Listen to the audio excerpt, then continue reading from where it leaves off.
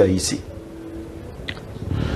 Je préfère être sincère avec vous, porter plutôt les lunettes traditionnelles et anthropologiques et de l'autre côté des lunettes internationalistes. Comme enseignant,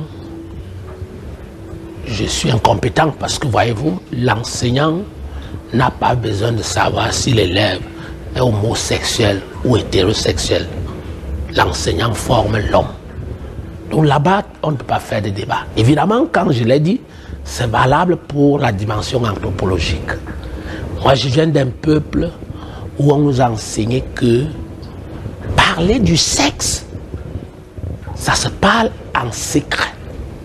Donc pour l'élite, les religieux catholiques ont même enseigné que aller faire l'amour, aller faire le sexe, ça allait faire les affaires de Satan.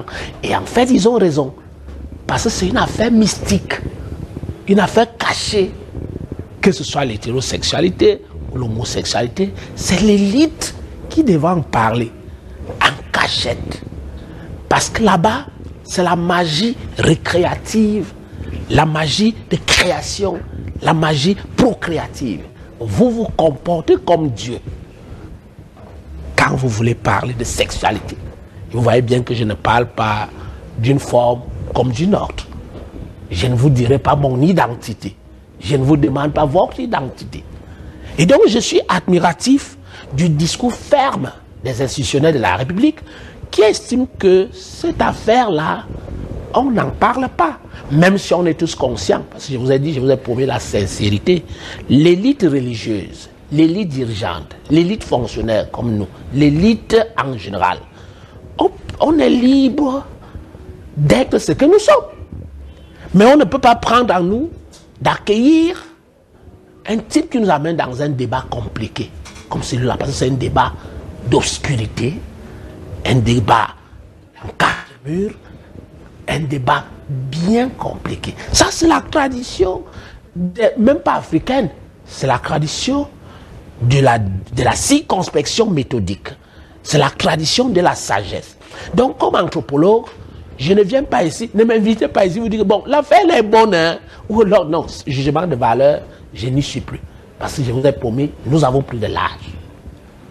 Deuxième, non, attendez. Allez-y, allez-y. C'est la deuxième partie qui est plus importante.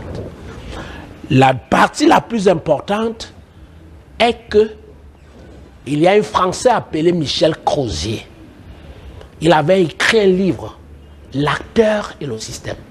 Avant de parler de ce faux bruit à Yaoundé, il faut connaître qui est Jean-Marc Berton.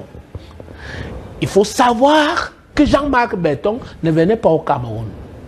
Il faut savoir que les acteurs français connaissent bien notre mentalité, notre psychologie anthropologique.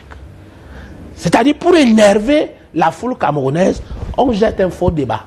Entre-temps, les vrais débats, vous voyez, je n'ai pas parlé du fameux sommet à Paris, qui est le sommet de l'OTAN en fait, qui est le sommet des Occidentaux en difficulté face à l'Orient. Il faut reconquérir. Évidemment, quand ce sommet se déclare, si on laisse les journalistes camerounais s'exprimer, tout le monde va poser le problème du franc des colonies françaises d'Afrique, qui est fabriqué à Chamalières. Tout le monde va poser le problème des comptes d'opération. Tout le monde va se dire, qu'est-ce qu'on attend du sommet de Paris? Alors, pour aller parler du sommet de Paris, les Camerounais gênent. Les journalistes camerounais gênent. On leur sert le sexe. Un contre-pied, d'après vous. On vous dit, parler du sexe, nous on va parler de la tête. Parler du malcoute, nous on va parler du Keter. C'est ça. Je ne suis pas convaincu que M. Jean-Marc Berton, quel est même l'acteur, un très haut diplomate au service de la France et au service de l'Union européenne. Quand il est de 1999 à 2000, quand il est attaché de coopération de l'ambassade de France en Croatie, il a posé les marques indélébiles que vous étudiez dans toutes vos écoles de diplomatie. Quand il est de 2000 à 2004, écoutez très bien, il est chargé de missions au service de la stratégie, des moyens, de l'évaluation à la direction générale de la coopération internationale et du développement du ministère des Affaires étrangères. Ça suffit que ce type, c'est-à-dire le papa de 4 enfants, et des petits-fils nombreux. Oui. L'époux de Madame Bernadette, enfin de Bernadette Vous en savez quand même assez. Hein, de Bernadette Prunier. Cet acteur a sa famille constituée. Cet acteur est au service des intérêts européens. Cet acteur peut servir de stratégie et nous embrouiller pendant qu'on réfléchit sur les choses sérieuses. Voilà. Donc, pour dire en un mot comme en mille, que, et ça c'est très important, c'est ma chute, lorsqu'on veut déstabiliser un peuple, on peut lui servir, toi tu es chrétien, l'autre est musulman, divisez-vous. On peut dire que l'autre est de tribu bamileke, l'autre est de tribu ceci, divisez-vous. On peut également apparaître avec un instrument. Mais j'ai vu le résultat. J'ai vu des Camerounais en train de tirer un être humain. Les vidéos font le tour du monde. Sous prétexte qu'il s'est déguisé, sous prétexte qu'il est lui homosexuel. Vous voyez? Donc on peut se diviser, on vous trouve un instrument de division. C'est pour dire quoi? À travers cette thématique de sexualité, qu'on veut on veut perturber les diplomates qui vont en négociation. Voilà. On vous impose là un impérialisme spirituel, culturel, qui devra nous tenir encore pendant longtemps dans l'esclavagisme.